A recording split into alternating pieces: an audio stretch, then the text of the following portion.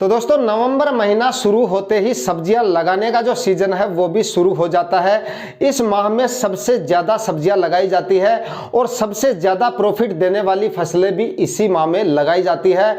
और जो अगेती सब्जियां हम लगाते हैं वो भी सबसे ज़्यादा नवंबर माह में ही लगाई जाती हैं। काफ़ी सारी सब्जियां ऐसी हैं जिनको अगर आप नवंबर माह में लगाते हैं तो वो आपको काफ़ी अच्छा मुनाफा देकर जा सकती हैं, क्योंकि अगेती फसलें अगर आप लगाते हैं तो आने वाले समय में उनसे आपको मंडी भाव काफी अच्छे मिल जाते हैं और उत्पादन भी उनसे आपको काफी अच्छा मिल जाता है। लेकिन आज के इस वीडियो में मैं आपको एक ऐसी फसल के बारे में बताने वाला हूं जिसको अगर आप नवंबर माह में लगाते हैं तो आने वाले दिनों में उत्पादन तो उससे आपको काफी गजब का मिलेगा ही, मंडी भाव इतने गजब के मिलेंगे कि आने वाले दिनों में उससे आपको काफी अच्छा प्रॉफिट मिल सकता है। तो दोस्तों आज के इस वीडियो में हम उन फसलों के बारे में डिटेल से बात करेंगे, कौन कौन सी फसलें आप इस माह में लगा सकते हैं, कितनी तारीख तक लगाना सबसे अच्छा रहेगा, कितने मंडी भाव मिल सकते हैं, फसल को लगाने का सही तरीका कौन सा है, A to Z जानकारी आज के इस वीडियो में आपको मिलने वाली है। तो वीडियो को अभी से लाइक कर दीजिएगा और चैनल को भी आपने अभी तक सब्सक्राइब नहीं किया है तो चैनल को सब्सक्राइब कर लीजिए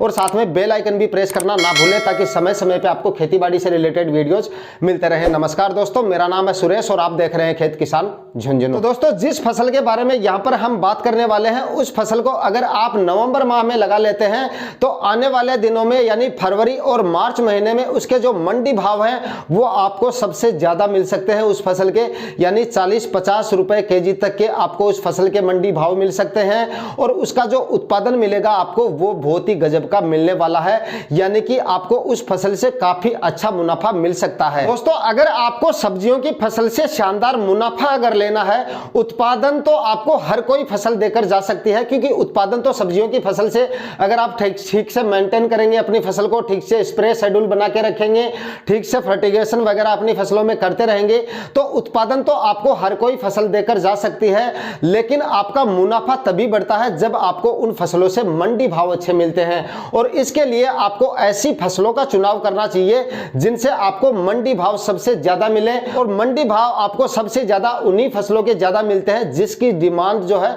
12 महीने तक बनी रहती है, या ऐसी फसलों की आपको चुनाव करना चाहिए जिनकी डिमांड मंडियों में हर समय बनी रहती है, यानी कि हर समय उनके जो मंडी भाव है वो ठीक ठाक बने रहते हैं। तो ऐसी फसलें अगर आप लगाते हैं तो उनसे आपको जो है मंडी भाव अच्छे मिलेंगे, उत्पादन अगर अच्छा मिलके आ जाएगा तो आपका जो मुनाफा है वो लाखों रुपए में जा सकता है, यानी 1 एकड़ में आप 2 से 3 लाख रुपए की आराम से बचत कर सकते हैं अगेती सब्जियां लगाकर, अगर आप नवंबर माह में अगेती सब्जियां लगा लेते हैं। क्योंकि नवंबर माह में अगेती सब्जियां अगर आप लगाते हैं तो आने वाले दिनों में उत्पादन तो आपको उनसे अच्छा मिलता ही है, मंडी भाव गजब के मिल जाते हैं और साथ ही दोस्तों उनमें आपको स्प्रे वगैरह भी कम करने पड़ते हैं, क्योंकि अगर आप नवंबर दिसंबर में अगेती सब्जियां लगाते हो तो आपकी सब्जियां लो टनल यानी क्रॉप कवर के अंदर रहती हैं और जब तक आपकी सब्जियां लो टनल के अंदर रहती हैं तब तक उनमें कोई बीमारी या कोई रोग वगैरह नहीं आता है, यानी किसी तरह के कीट का आक्रमण आपकी फसल पे नहीं होता है। इस वजह से अगर आपकी फसलों में बीमारियां नहीं आती हैं तो आपको कोई स्प्रे वगैरह भी नहीं करने पड़ते हैं।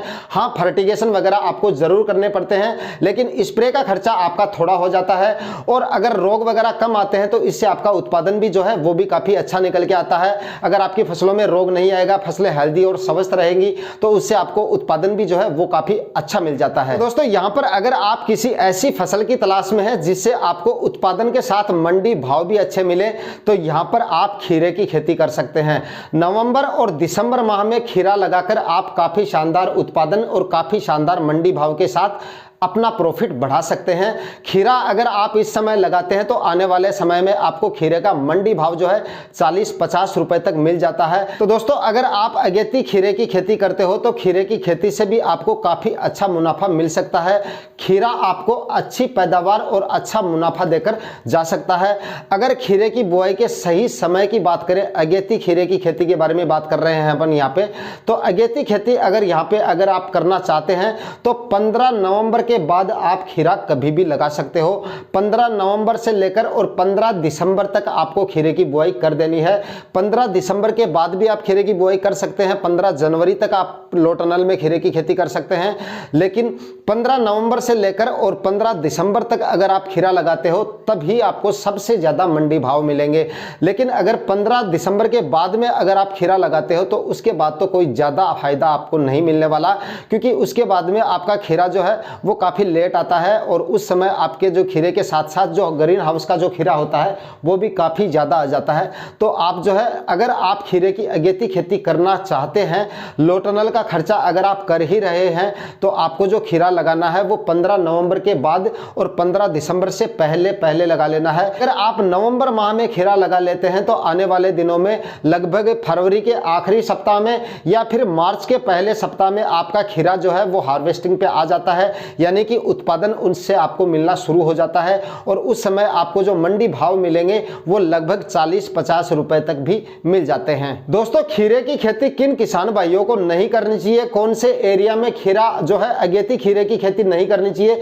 क्योंकि जो है खीरे में जो है आपका जो अगेती खीरे की खेती अगर आप करते हो तो इसमें आपका खर्चा जो है वो बहुत ज़्यादा हो जाता है। लो टनल का खर्चा होता है वो काफ़ी ज़्यादा हो जाता है, ऊपर से प्लास्टिक मल्च, ऊपर से बेसल डोज, यानी काफ़ी सारा खर्चा हो जाता है। तो इस टॉपिक पे हम आगे बात करेंगे कि कौन कौन से एरिया में और किन किन किसान भाइयों को खीरे की खेती नहीं करनी चाहिए। लेकिन इससे पहले हम बात कर लेते हैं खीरे की खेती करने का सही तरीका कौन सा है। तो दोस्तों, अगर आप नवंबर और दिसंबर माह में खीरे की खेती करना चाहते हैं तो आपको अपनी ज़मीन की तैयारियां करने के बाद में 3-4 बार अपनी ज़मीन का जो है अच्छी तरीके से कल्टीवेशन करना है।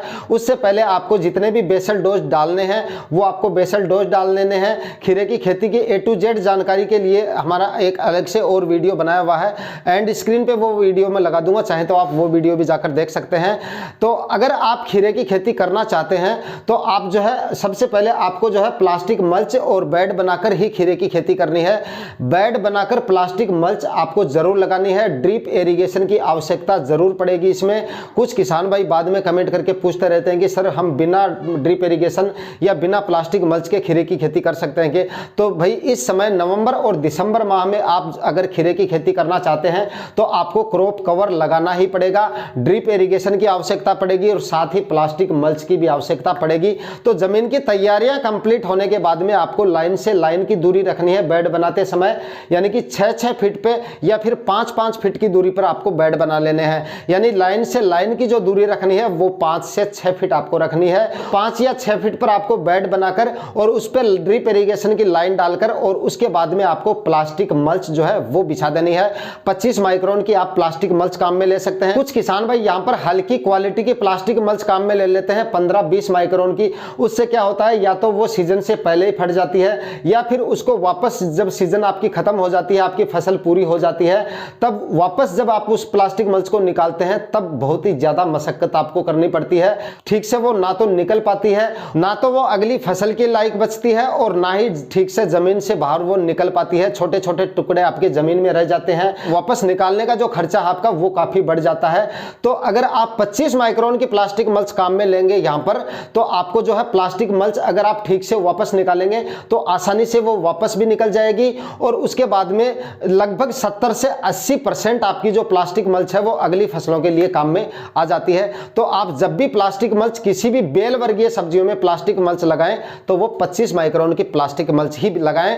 और किस तरीके से आपको बिछाना है वो हम अलग से वीडियो डालेंगे, उसमें आप देख लेना। जिस तरीके से मैं प्लास्टिक मल्च बिछाता हूं उस तरीके से अगर आप प्लास्टिक मल्च बिछाएंगे तो वास्तव में आप उसको सुरक्षित बाहर निकाल लेंगे और अगली फसल के लिए आप उसको काम में भी ले सकते हैं। तो दोस्तों, लाइन से लाइन की दूरी मैंने आपको बता दी है, 5 से 6 फीट आप रख सकते हैं, चाहे तो आप 5 फीट भी रख सकते हैं। 6 फीट की भी कोई ज्यादा आवश्यकता नहीं है, क्योंकि अगर आप खरपतवार वगैरह ठीक से मेंटेन कर लेंगे, खरपतवार वगैरह नहीं होने देंगे, तो आप 5 फीट पे भी रख सकते हैं, क्योंकि खीरे की जो लताएं होती है वो कोई ज्यादा नहीं फैलती है। तो आप 5 फीट की दूरी पे भी जो है बेड बना सकते हैं। और प्लांट से प्लांट की बात यहां पर अगर करें तो 1-1 फीट की दूरी पर आपको प्लांट लगाना है, यानी कि प्लास्टिक मल्च में जो आप होल निकालेंगे वो आपको 1-1 फीट की दूरी पे होल निकालने हैं। यानी कि प्लांट से प्लांट की दूरी 1 फीट रखनी है और लाइन से लाइन की दूरी आपको 6 फीट रखनी है। इस तरीके से आपको जो है खीरे की अगेती खेती करनी है। और अब बात कर लेते हैं, मैंने बीच में जिक्र किया था कि कुछ किसान भाइयों को इसकी खेती से बचना चाहिए। तो भाई जो नए किसान भाई हैं और जो पहली बार खीरे की खेती कर रहे हैं तो उनको ये जरूर जान लेना चाहिए अपने एरिया में जिस समय यानी फरवरी और मार्च माह में अगर आपके एरिया में ग्रीन हाउस अगर ज़्यादा है, पॉली हाउस अगर ज़्यादा है, उस समय अगर आपकी मंडियों में ग्रीन हाउस का खीरा ज़्यादा आ जाता है तब आपको जो है अगेती खीरे की खेती नहीं करनी चाहिए, क्योंकि लो टनल का खर्चा आपका बहुत ज़्यादा हो जाएगा और उसके बाद भी आपका खीरा थोड़ा क्या है कि ज़मीन पे रहेगा। और ज़मीन पे अगर आपका खीरा रहेगा तो ज़मीन पे जो आप खीरे की खेती करते हैं और उससे जो उत्पादन मिलता है उसकी कीमत जो है ग्रीन हाउस के खीरे के मुकाबले थोड़ी कम रहती है। तो अगर आपके एरिया में ग्रीन हाउस अगर ज़्यादा है और उसके बाद अगर आप खीरे की खेती करेंगे तो आपका खीरा जो है मंडी में पिट जाएगा।